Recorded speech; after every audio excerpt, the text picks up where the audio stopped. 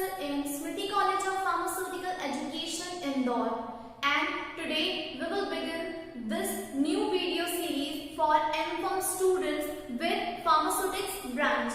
So the subject code for the particular subject we will start is MPY 302 PCS, and the name of the subject is Parenteral Inhalation and Intranasal Drug Delivery Technology. So ये नया subject हम start करने वाले हैं MCom students के लिए। पहला जो चैप्टर हम इसमें पढ़ने वाले हैं that is intranasal drug delivery system. उसके बारे में हम जान लेते हैं कि हमें कैसे स्टार्ट करना है और हम उसमें क्या-क्या सीखेंगे। Let's begin. First we will start of course with the introductory part. So in introduction we'll see the basic introduction, what are the kind of devices, what are the kind of formulation used in intranasal system, then advantages, उनके क्या फायदे हैं, किस तरीके से जो हम recent advances में जाते जा रहे हैं उससे हमें क्या-क्या benefits हुए हैं। अगर इतनी एडवांस डिलीवरीज हैं तो कुछ डिसएडवांटेजेस जरूर होंगे, तो क्या डिसएडवांटेजेस हैं। अगर हमें जो ऑर्गन टारगेट करना है, जैसे हमें इंट्रानेजल नोज के थ्रू डिलीवरी टारगेट करनी है, तो उसकी एनाटॉमी फिजियोलॉजी बेसिक जो हम पढ़ेंगे कि किस तरीके से वहां से जो है डिलीवरी सुटेबल हो सकती है या किस तरीके से जो है वहां पर कुछ डिसएडवांटेजेस भी हो सकते हैं। ये छोटा सा पार्ट हम इसमें देखेंगे।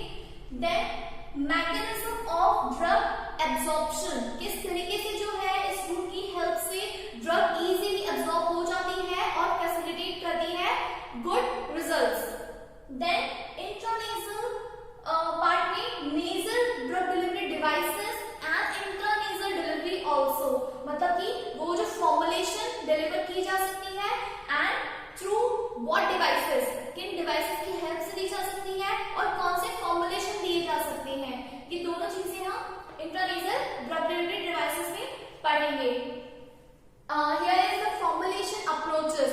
बहुत इंपॉर्टेंट ये है कि जब हम बार-बार कह रहे हैं रीसेंट डिलीवरीज या कोई नई टेक्नोलॉजी, कोई भी नई अप्रोचेस जिस पे काम हो रहा हो, रिसर्च हो रही हो या जो मार्केट में आप अवेलेबल है, तो वो क्या फॉर्मुलेशन अप्रोचेस है from the very previous one, like you have already know that there is nasal drops, nasal sprays, वहां से लेकर जो सबसे recent technologies है उनमें क्या advances हैं, कौन-कौन सी formulation में यूज हो सकती है, वो सभी चीजें हम देखेंगे formulation approaches में।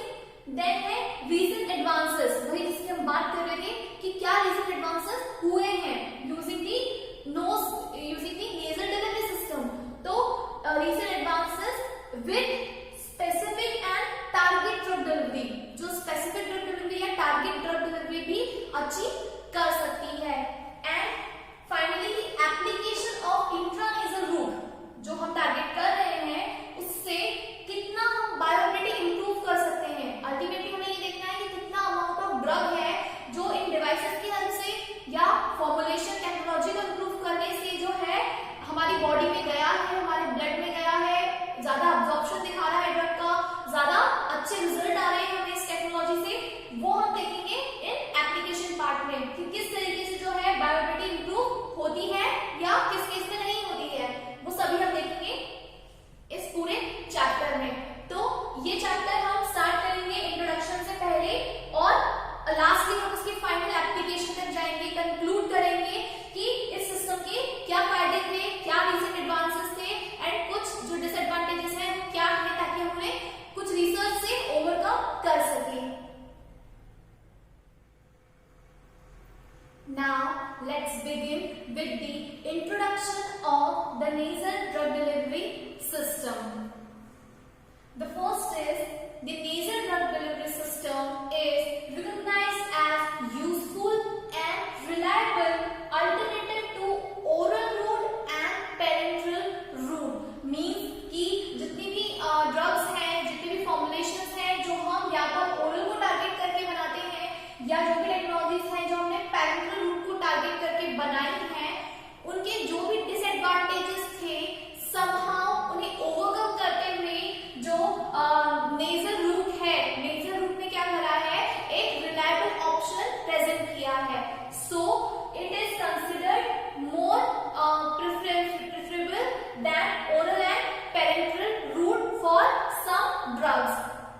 Then the intranasal administration of medicines for symptomatic relief and prevention और treatment of topical nasal conditions। हम बहुत पुराने टाइम से ये बात जानते हैं कि बहुत नॉर्मली जो हम नेजल स्प्रेस जानते हैं, नेजल सॉल्यूशंस जानते हैं, जैसे सिंपल फॉर्मुलेशंस हैं, वो काफी टाइम से टॉपिकल कंडीशन के ट्रीटमेंट के लिए, कुछ सिम्टोमेटिक रिलीफ के लिए जो है यूज की जा रही है और ये जो है काफी प्रेफरेबल भी है। मतलब अगर आपको टॉपिकल या सिस्टमैटिक रिलीफ चाहिए तो पहले जो टॉपिकल रिलीफ के लिए जो नेजल ड्रॉप्स वगैरह आते थे वो काफी इजीली चूज किए जाते थे over the oral medications.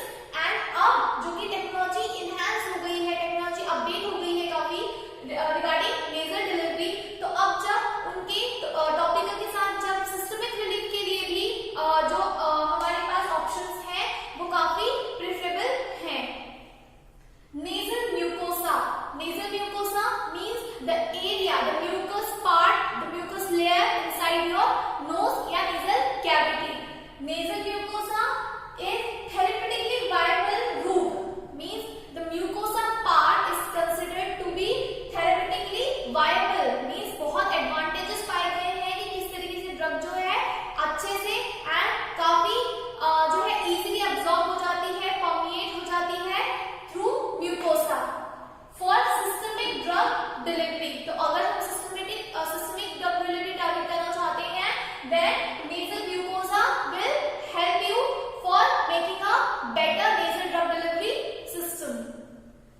Among primary targets for intranasal administration are pharmacology active compounds with poor stability in GI fluids, in intestinal part, means what they want to say is कि अगर मान लीजिए किसी drug की जो है stability issues हैं, जैसे कि कोई ड्रग है जो आपके गैस्ट्रोइंटेस्टिनल फ्लूइड में अच्छे से डिसॉल्व नहीं होती है या वहां पर अपना एक्शन अच्छे से नहीं शो करती है, या फिर आपकी इंटेस्टाइन में उसका एब्जॉर्प्शन जो है वो ठीक से नहीं होता है, ईदर वो extensive hepatic first pass metabolism. What is first pass metabolism? That is कि लिवर जो है वो फर्स्ट टाइम में जो है आपका लार्ज अमाउंट ऑफ ड्रग जो है मेटाबोलाइज कर देता है, जिससे क्या है इफेक्ट काफी कम हो जाता है।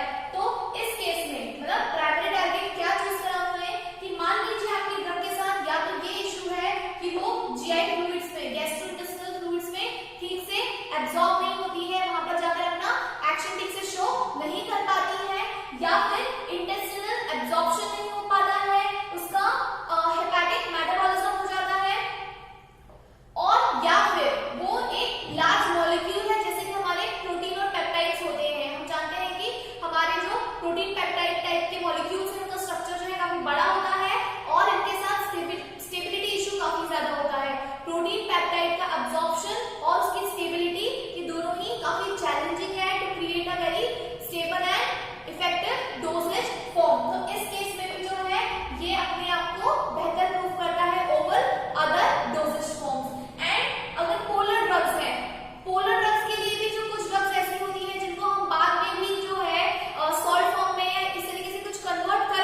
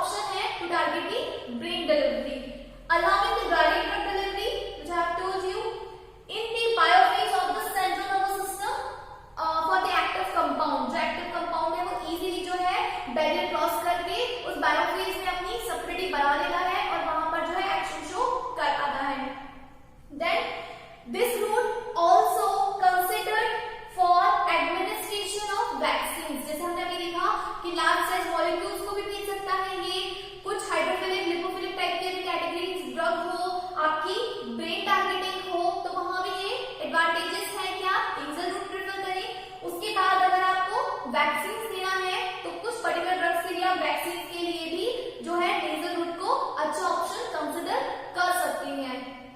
Lastly, for much pronounced effect, large number of drugs can be given through this route. क्योंकि हमें जो है टारगेट का मेन ऑब्जेक्टिव होता है कि हमें इफेक्ट अच्छा मिले, हमें कम टाइम में अच्छा इफेक्ट मिले, या फिर यह होता है कि हमें सस्टेन्ड उसका रिलीज मिलता रहे, काफी लॉन्ग टाइम तक जो कुछ ड्रग्स है वो अपना इफेक्ट शो करती रहे। जैसे माइग्रेन का केस हमने पढ़ा, उसमें हमें चाहिए रहता है कि लॉन्ग टाइम तक जो है, लॉन्ग ड्यूरेशन तक जो है हमारी ड्रग अपना इफेक्ट शो करती रहे और हमें माइग्रेन का अटैक ना हो। तो हम sustain delivery, specific target delivery ये भी कर सकते हैं और इससे हमें काफी प्रोनाउंस इफेक्ट देखने को मिलते हैं। Both hydrophilic and lipophilic drug can be given and absorbed through the nasal mucosa. Nasal mucosa helps to possess both hydrophilic and lipophilic drug, जिससे हम जानते हैं कि सस्टेनेबिलिटी अच्छी हो जाती है, absorption अच्छा हो जाता है, बायोअवेलेबिलिटी बढ़ जाती है और हमें एक्शन जो है वो काफी अच्छा देखने को मिलता है। तो ओवरऑल हमने देखा कि नेजल रूट जो है काफी इफेक्टिव है, काफी सारे चैलेंजेस हैं अप्रोच को टारगेट करने में, लेकिन अगर ये टेक्नोलॉजी सस्टेन बनाई जाए या हम इसे अच्छे से यूज कर सके तो हम काफी सारी जो ड्रग्स के साथ प्रॉब्लम्स हैं उन्हें सॉल्व कर सकते हैं और काफी अच्छा एक्शन क्रिएट कर सकते हैं। Let's continue with the advantages and disadvantages of nasal drug delivery system. So, if we look up for the advantages firstly, then the first advantages of nasal drug delivery system is it avoid the hepatic first pass metabolism. ये हमने introduction में देखा है कि already हम ये जानते हैं कि hepatic first pass metabolism में मतलब कि जब लिवर मेटाबॉलिज्म करता है ड्रग का तो वो फर्स्ट चांस में ही काफी ज्यादा अमाउंट है जो ड्रग का वो वेस्ट कर देता है। उसकी वजह से जो है ड्रग का इफेक्ट काफी स्लो हो जाता है और काफी कम आता है। हमें जो है उसका डोजेज फॉर्म जो है काफी ज्यादा इंक्रीज करना पड़ता है या फिर उसकी टाइमिंग हमें इंक्रीज करनी पड़ती है। तो इसलिए हम जो है मेटाबॉलिज्म ड्रग का अवॉइड करने के लिए हम ये कर सकते हैं कि जीआई टैग टारगेट करने की जगह हम नेजल ड्रग डिलीवरी सिस्टम के थ्रू टारगेटिंग कर सके। Then it allow the rapid drug absorption, क्योंकि म्यूकोसा जो है काफी सपोर्टिंग है हाइड्रोफिलिक एंड लिपोफिलिक दोनों टाइप के ड्रग के लिए और ये लार्ज मॉलिक्यूल को भी जो है इजीली एब्जॉर्ब करता है, पेनिट्रेट करता है और जल्दी इफेक्ट शो करता है। तो उसके लिए जो है ये रूट ज्यादा अच्छा ऑप्शन है बिकॉज ड्रग का एब्जॉर्प्शन जो है वो रैपिड हो जाता है। उसके बाद quick onset of action, but obviously अगर ड्रग जितनी जल्दी अच्छे से एब्जॉर्ब हो रही है तो जो एक्शन है वो उतना ही जल्दी आपको अवेलेबल हो जाएगा। तो ये जो है उसी पे डिपेंड करता है कि जितना अच्छा एब्जॉर्प्शन है उतनी अच्छा उतना ही फास्ट उसका जो है एक्शन स्टार्ट हो जाएगा। Then the bioavailability of the larger drug molecule, ये दोनों पॉइंट आप देखिए। स्मॉलर ड्रग मॉलिक्यूल इसके लिए तो अच्छी है ही क्योंकि म्यूकोसा फटाफट एब्जॉर्ब करके इसका आंसर ऑफ एक्शन काफी इंप्रूव कर देती है।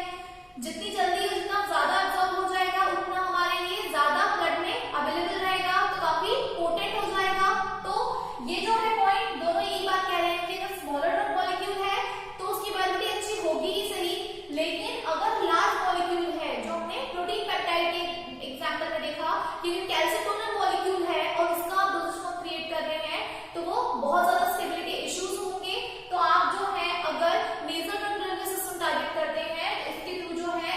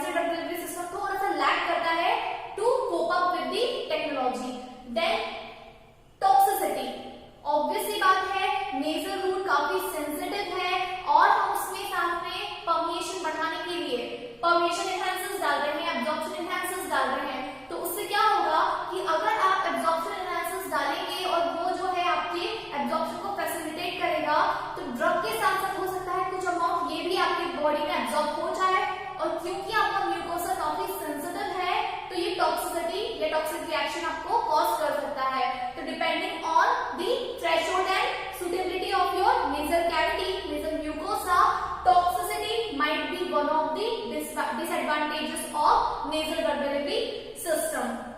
The next one is inconvenient in some cases.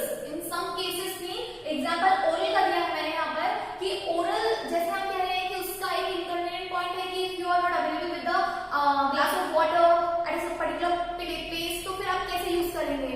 लेकिन ये एडवांटेज है, डिसएडवांटेज भी हो सकता है कि अगर आपको टैबलेट मेडिकेशन लेनी है तो आप इजीली जो है पिल्स को टैबलेट्स को कंज्यूम कर सकते हैं.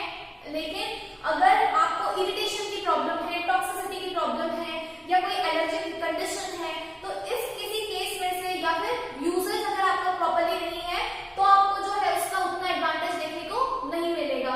तो कुछ केस में वो इनकन्वीनियंट भी हो सकता है आपके लिए.